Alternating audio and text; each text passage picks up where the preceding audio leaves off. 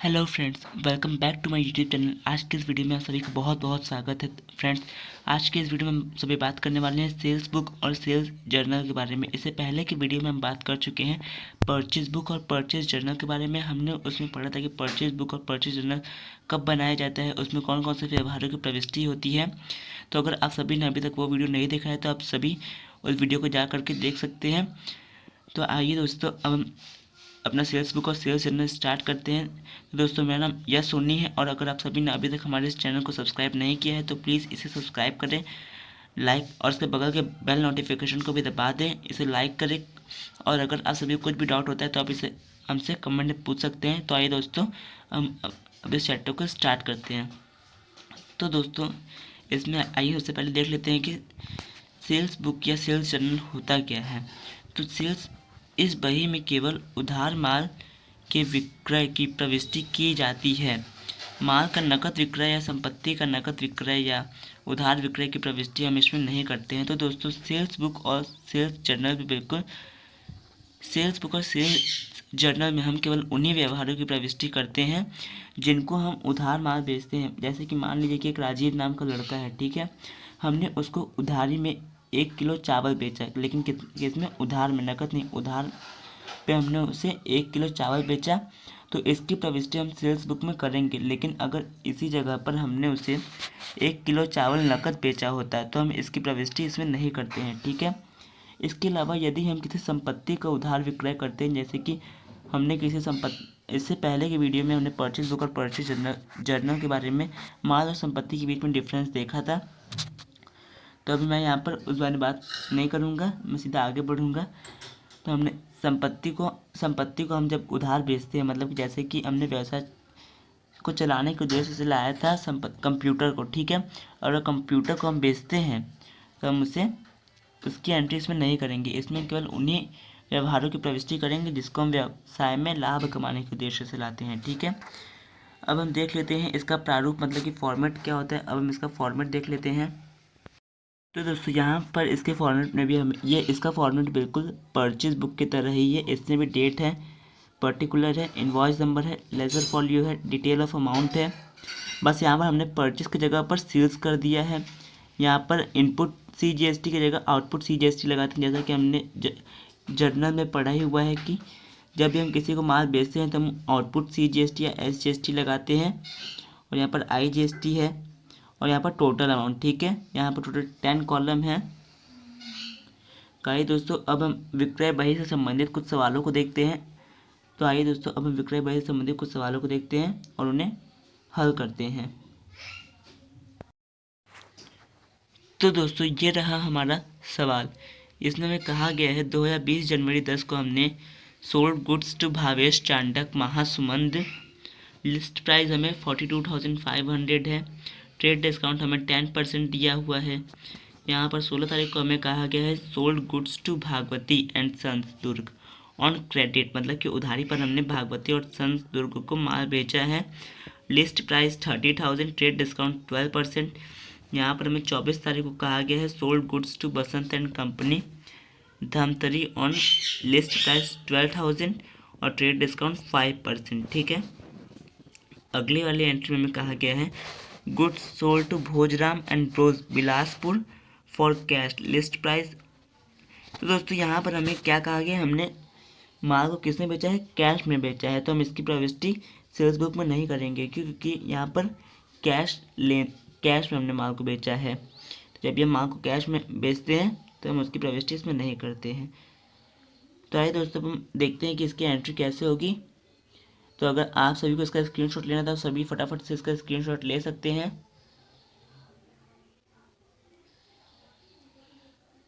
तो दोस्तों, मुझे उम्मीद है कि सभी ने इसका स्क्रीनशॉट ले लिया होगा। आइए अब हम इसे हल करते हैं।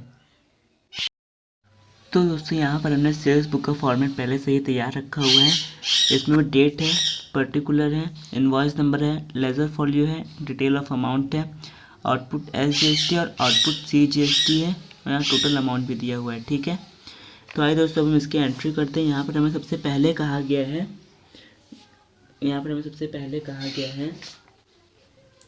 भावेश चांडक महासुमंद को उधार माल बेचा तो हम इसकी एंट्री करेंगे। हमने उधार माल बेचा है किसको, यहाँ पर सबसे पहले हम डेट लिख देंगे 2020 जनवरी 10। हमने भावेश चांडक महासुमंत को माल बेचा, तो हम यहाँ पर नाम लिख देंगे भावेश चांडक महासुमंत, यहाँ पर नाम लिख देंगे महासुमंत।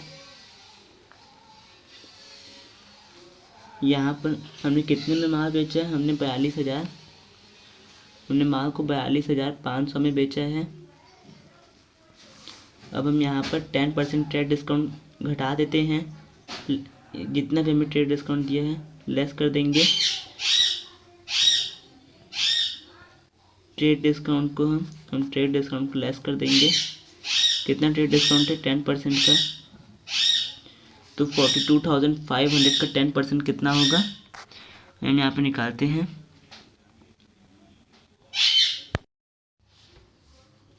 तो दोस्तों ये हमारा है सेल्स बुक का फॉर्मेट। यहाँ पर फॉर्मेट मैंने पहले से ही तैयार कर रखा है। यहाँ पर हमें दिया हुआ date, particular, invoice number, ledger folio, detail of amount, sales, output CGST, output SGST, total amount हमें दिया है। ठीक है, तो आइए दोस्तों अब हम इसे सॉल्व करते हैं। तो दोस्तों यहाँ पर हमें सबसे पहले जो एंट्री दी हुई है उसमें हमें कहा गया है कि हमने भावेश चांडक महासुमंत को उधार माल बेचा। हमने क्या किया, भावेश चांडक महासुमंत को उधार माल बेचा है। ठीक है, तो हम यहाँ पर सबसे पहले डेट लिखेंगे 2020 जनवरी 10। अब हम यहाँ पर नाम लिख देंगे, किसे हमने माल बेचा है, भावेश, जिसे हम माल बेचते हैं उसका नाम यहाँ पर लिख देते हैं। तो भावेश चांडक महासुमंत, भावेश चांडक महासुमंत हमने यहाँ पर लिख दिया है। ठीक है, अब हम क्या करते हैं, हमने इससे पहले की वीडियो में पढ़ रखा है कि हम इसमें से जितने भी हमारे ट्रेड डिस्काउंट होते हैं हम उसे घटा देते हैं और GST को जोड़ देते हैं। ठीक है, तो हम इसमें से क्या करेंगे, लेस कर देंगे ट्रेड डिस्काउंट को, कितना है, 10% है, और ऐड करना है हमें CGST 9% जो कि दिया हुआ है, और SGST ये भी हमें 9% दिया हुआ है। ठीक है, तो यहाँ पर हमने टोटल कितने का माल उसे कितने का टोटल माल बेचा है, हमने उसे टोटल 42,500 का माल बेचा है। और अगर हम 42,500 का 10% करें तो हमारा आ जाएगा 4,250। अब हम इस वाले अमाउंट पर से इस वाले अमाउंट को माइनस कर देंगे तो हमारा आ जाएगा 38,250 रुपये।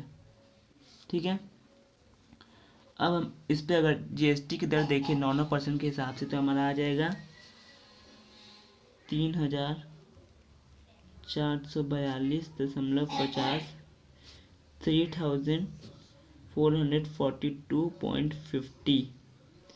तो टोटल हमने यहाँ पर कितने का किया है, कुछ हम टोटल 42,500 का माल खरीदा, इतना हमें डिस्काउंट मिला, तो फिर हमारे पास हमें टोटल इतने का हमने माल खरीदा है। ठीक है, अब इसके साथ हमने इतनी GST भी पे कर दी है, तो हमने टोटल कितना पे किया है, 45,135 रुपये। ठीक है, और यहाँ पर हमने सेल कितने का किया है, हमने टोटल सेल्स किया है, टोटल सेल्स हमने, ये जो है हमारी, हम जो सेल्स में जब भी दिखाते हैं, तो हम डिस्काउंट घटाने के बाद ही दिखाते हैं। तो हम यहाँ पर लिख देंगे 38,250। यहाँ पर GST कितना लगा है, 3,442.50, इधर भी उतना ही आ जाएगा। टोटल हमने माल कितने का बेचा है, 45,135 रुपीज़ का। ठीक है, तो दोस्तों इसी के साथ हमारी पहली वाली एंट्री ख़त्म हो गई। अब हम बढ़ते हैं अपनी दूसरी वाली एंट्री की तरफ और देखते हैं कैसे सॉल्व होगी। तो दोस्तों अगली वाली एंट्री का जो हमें डेट दिया हुआ है वो है 16 तारीख, पर डेट लिखेंगे और क्या कहा गया, हमें अगली वाली एंट्री में कहा गया भागवती एंड सन्स दुर्ग को उधार माल बेचा है। ठीक है, तो हमने जिसको भी उधार माल बेचते हैं उसका नाम यहाँ लिख देते हैं। तो हम यहाँ पर लिख देंगे भागवती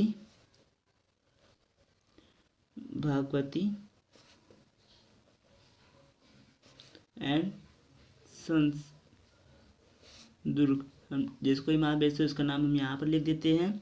इसके बाद हम इसमें से ट्रेड डिस्काउंट घटा देते हैं, लेस कर देते हैं। ट्रेड डिस्काउंट घटा देते हैं और यहाँ पर हम CGST और SGST को ऐड कर देते हैं। ठीक है, SGST और CGST 9% हमें दिया हुआ है, यहाँ पे भी 9% हमें दिया हुआ है। तो यहाँ पर हमने इसे टोटल 30,000 में माल बेचा है, तो 30,000। अब 30,000 का अगर हम 12% निकालें तो हमारा आ जाएगा 3,600। अब हम इसमें से इसको माइनस कर देंगे तो हमारा पता चल जाएगा कि हमने टोटल माल बेचा कितने का है। तो यहाँ पर हम इसे माइनस कर देंगे तो हमारा आ जाएगा 26,400। ठीक है, 26,400 हमारा आ गया। तो हमने यहाँ पर टोटल सेल किया है 26,400 का। ठीक है, अब हम इसमें क्या करेंगे, हम इसमें CGST और SGST जोड़ देंगे। तो सबसे पहले हम 26,400 का परसेंट निकालेंगे। ठीक है, तो यहाँ पर 26,400 का अगर परसेंट निकालें 9% तो हमारा आ जाता है 2,376 हमारे यहाँ परसेंट आ जाता है 2,376। तो हमारा आउटपुट CGST आउटपुट SGST लगा है 2,376 रुपीज़। टोटल हमने माल कितने का बेचा है, अगर हम इन सभी को जोड़ दें तो 26,400 में हम इन दोनों को जोड़ देंगे तो हमें पता चलेगा हमने टोटल माल कितने का बेचा है। तो अगर हम इसमें इसको जोड़ते हैं तो 31,152 हमारा आ जाता है यहाँ पर टोटल। तो हमारा इस साइड का जो टोटल आ जाएगा वो आ जाएगा टोटल हमने 31,152 रुपये में माल को बेचा है।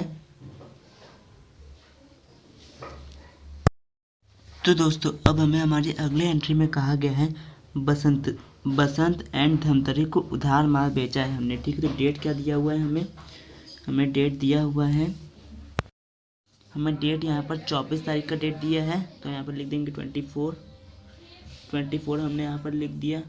बसंत एंड धमतरी को हमने उधार माल बेचा है, तो हम यहाँ पर बसंत एंड धमतरी लिख देंगे। हमें पता ही, हम इसके बाद यहाँ पर से 10 ट्रेड डिस्काउंट को घटा देते, तो यहाँ पर हमें ट्रेड डिस्काउंट कहा गया है 50% का, और हमें यहाँ ट्रेड डिस्काउंट हमें 50% का कहा गया है।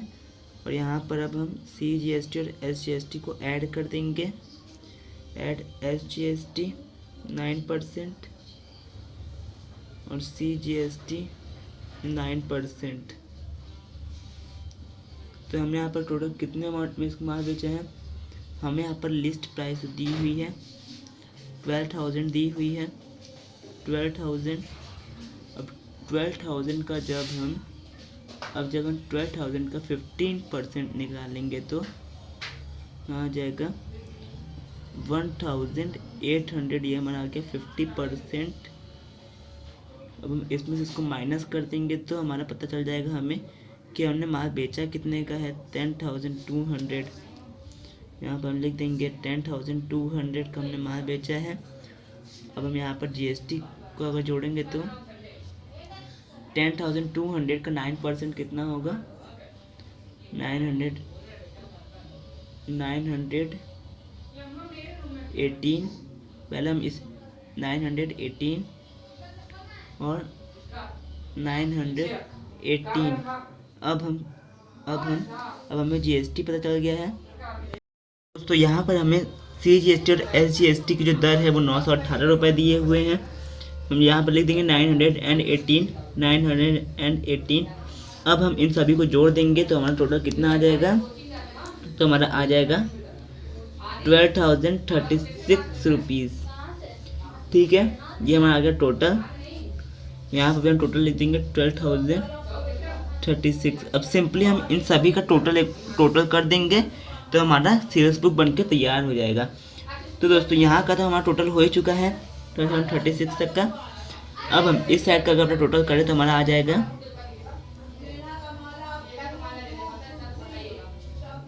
अगर अपने इस साइड का टोटल करेंगे तो हमारा आ जाएगा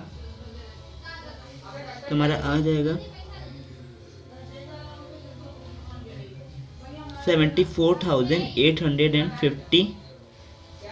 और अगर हम अपने इस साइड टोटल करें तो हमारा आ जाएगा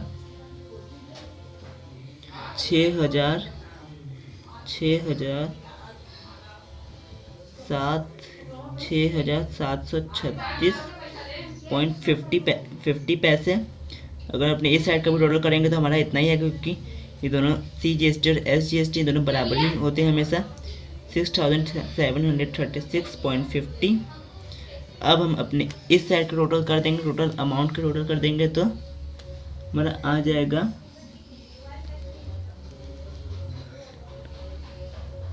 88,823। तो फ्रेंड्स, इसी के साथ हमारा आज सेल्स बुक वाला भी पार्ट ख़त्म होता है। अब अगले वीडियो में हम मिलेंगे परचेज रिटर्न बुक।